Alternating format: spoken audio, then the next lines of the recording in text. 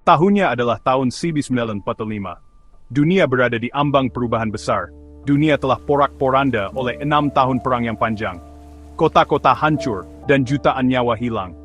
Sebuah konflik global, Perang Dunia Kedua, menyaksikan negara-negara saling beradu dalam perebutan dominasi dan ideologi. Setiap sudut dunia terpengaruh oleh kekerasan dan kehancuran. Blok poros, yang dipimpin oleh Jerman, Italia dan Jepang, berperang melawan pasukan sekutu yang dipelopori oleh Amerika Serikat, Inggris Raya, dan Uni Soviet. Pertempuran ini bukan hanya tentang wilayah, tetapi juga tentang ideologi yang bertentangan. Pada musim panas 1945, keadaan telah berbalik. Pasukan sekutu mulai merayakan kemenangan mereka di Eropa. Jerman telah menyerah pada bulan Mei, meninggalkan Jepang sebagai kekuatan utama blok poros terakhir yang bertahan. Namun, pertempuran di Pasifik masih jauh dari selesai. Namun, Jepang, di bawah kepemimpinan Kaisar Hirohito, tetap menentang. Mereka bersiap untuk pertempuran terakhir yang menentukan. Meskipun menghadapi kemungkinan besar kekalahan dan kerugian yang menghancurkan, militer Jepang berpegang teguh pada keyakinan akan kemenangan akhir. Mereka menggunakan taktik yang semakin putus asa. Perang di Pasifik sangat brutal. Setiap pulau menjadi medan pertempuran yang sengit. Kampanye lompat pulau, serangan kamikaze, dan pertempuran sengit di kedua sisi telah menyebabkan banyak korban jiwa dan jejak kehancuran di seluruh teater Pasifik. Setiap langkah maju dibayar dengan darah. Amerika Serikat, yang ingin mengakhiri perang dan membawa pulang pasukannya, bergulat dengan prospek invasi mahal ke daratan Jepang. Mereka tahu bahwa setiap hari perang berlanjut, lebih banyak nyawa yang akan hilang. Dengan latar belakang konflik global dan invasi yang akan datang inilah, sebuah keputusan yang menentukan dibuat. Sebuah keputusan yang akan mengubah segalanya. Keputusan yang akan selamanya mengubah jalannya sejarah manusia. Keputusan untuk menggunakan senjata yang belum pernah dilihat dunia sebelumnya. Sebuah keputusan untuk melepaskan senjata dengan kekuatan penghancur yang tak terbayangkan ke dunia. Dunia tidak akan pernah sama lagi setelahnya. Di tengah perang, sebuah upaya ilmiah rahasia sedang berlangsung di Amerika Serikat, Proyek Manhattan. Usaha besar ini menyatukan para pemikir brilian dari seluruh dunia dengan satu tujuan tunggal untuk mengembangkan bom atom. Didorong oleh ketakutan bahwa Jerman Nazi sedang mengembangkan senjata atomnya sendiri, Amerika Serikat mencurahkan sumber daya dan tenaga kerja yang besar ke dalam proyek tersebut. Para ilmuwan yang terlibat memahami kekuatan luar biasa dari apa yang mereka ciptakan, kekuatan yang dapat mengakhiri perang tetapi juga melepaskan kehancuran yang belum pernah terjadi sebelumnya. Dengan menyerahnya Jerman, implikasi etis dan strategis dari penggunaan bom atom menjadi fokus yang tajam. Beberapa orang berpendapat bahwa demonstrasi kekuatan bom di pulau tak berpenghuni akan cukup untuk memaksa Jepang menyerah. Yang lain percaya bahwa hanya penggunaan bom terhadap kota-kota Jepang yang akan mengakhiri perang dengan cepat. Pada akhirnya, keputusan untuk menggunakan bom atom berada di tangan Presiden AS Harry Truman. Menghadapi prospek invasi Jepang yang berlarut-larut dan berdarah, dan berharap untuk menghindari lebih banyak korban Amerika, Truman mengizinkan penggunaan bom terhadap Jepang. Kota Hiroshima, kota pelabuhan yang ramai dan pusat militer di Pulau Honshu Jepang, adalah simbol kemajuan dan modernitas pada masanya. Kota ini dikenal dengan pelabuhannya yang sibuk dan pemandangan kota yang indah. Terbangun di pagi musim panas yang cerah pada tanggal 6 Agustus 1945, penduduk Hiroshima tidak menyadari bahwa hari itu akan mengubah hidup mereka selamanya.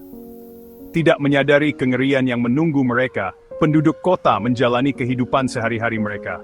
Anak-anak bermain di jalanan, tertawa dan bercanda tanpa beban. Pemilik toko membuka toko mereka, menyiapkan barang dagangan untuk pelanggan yang akan datang.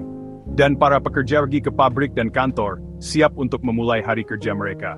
Pukul 15 waktu setempat, kilatan yang menyilaukan menerangi langit, mengubah pagi yang tenang menjadi mimpi buruk.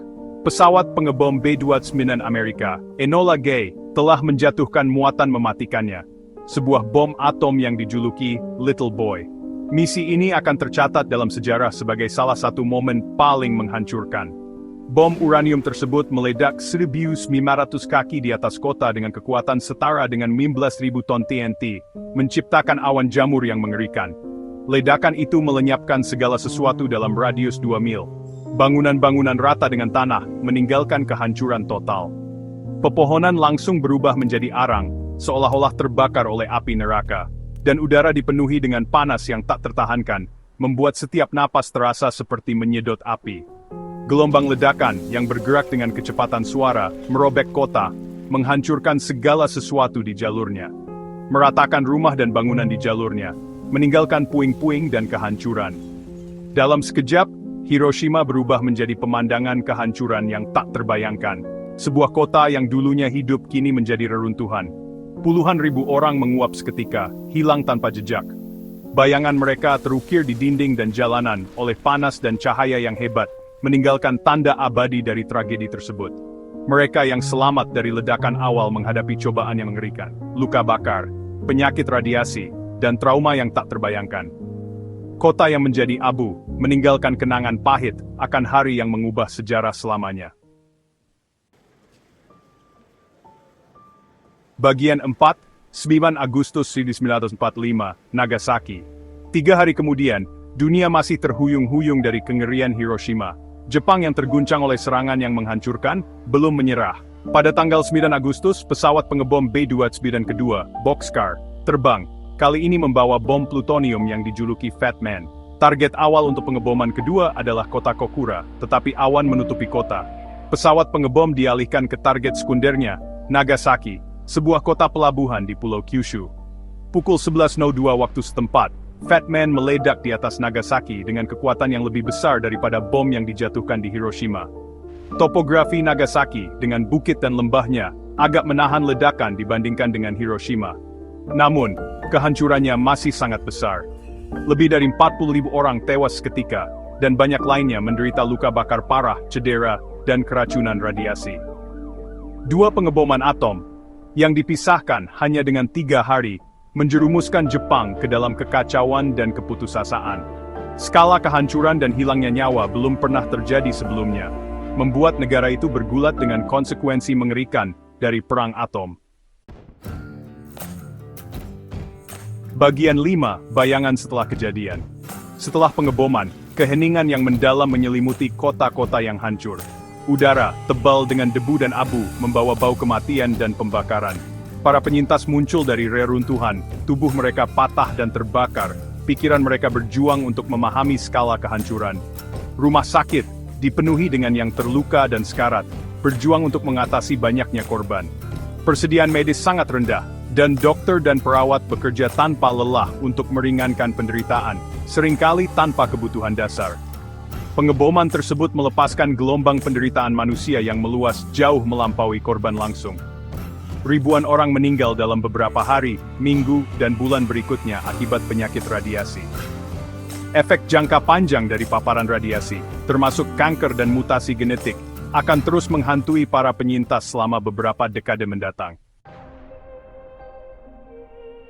Bagian 6, bayangan panjang radiasi. Pengeboman atom Hiroshima dan Nagasaki menandai titik balik dalam sejarah manusia, mengantarkan realitas mengerikan dari senjata nuklir dan konsekuensi yang menghancurkan.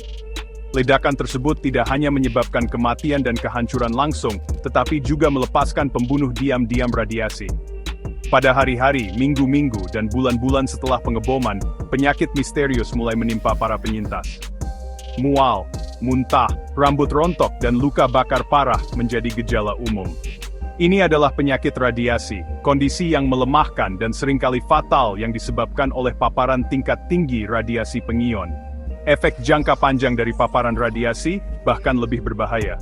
Para penyintas menghadapi peningkatan risiko terkena berbagai kanker, termasuk leukemia, kanker tiroid, dan kanker payudara. Anak-anak yang lahir dari para penyintas terkadang menunjukkan cacat lahir dan mutasi genetik, warisan tragis yang diturunkan dari generasi ke generasi. Pengeboman tersebut menyoroti konsekuensi mengerikan dan abadi dari senjata nuklir, tidak hanya pada individu tetapi pada seluruh komunitas dan generasi mendatang. Dunia menyaksikan dengan ngeri saat tingkat kehancuran yang sebenarnya terungkap, menyadari ancaman besar yang ditimbulkan senjata nuklir bagi umat manusia. Dampak dari radiasi ini tidak hanya dirasakan oleh mereka yang langsung terkena ledakan, tetapi juga oleh generasi berikutnya, yang harus hidup dengan konsekuensinya. Ini adalah pengingat yang suram akan bahaya yang terus mengintai di balik penggunaan teknologi nuklir.